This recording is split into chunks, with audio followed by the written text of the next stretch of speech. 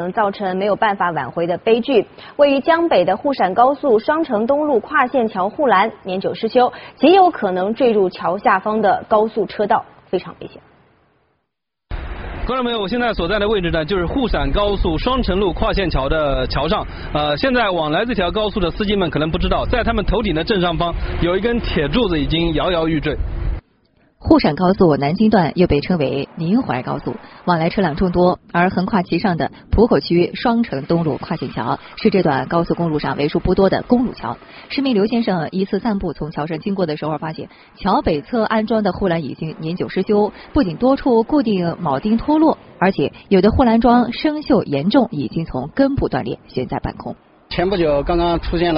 发生了那个高速公路上面飞快砸死了那个好司机的事，然后我突然就想到这个事儿了我觉得有必要把这个事情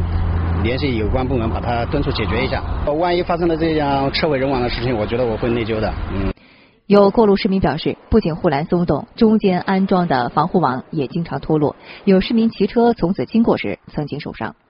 这汽车指挥官没在意嘛，他横过来摔了一跤，那主管分了一点，主管分了几点。记者立即将这一情况向南京交警9大队、南京市浦口区交通局以及南京高速公路大队做了反映，几家单位均派出人员赶到现场查看情况。其中，浦口区交通局下属的路政科工作人员表示，这座跨线桥实际上并不归地方管，而是归沪陕高速统一管理。但是如此严重的安全隐患，他们也不能坐视不理，而是立即将损坏的护栏撤下，进行重新加固。先临时把这个破损的位置先把它处理掉，然后后期我们再跟这个沪陕高速这边路政支队再进行一下沟通联系，请他们尽快对这个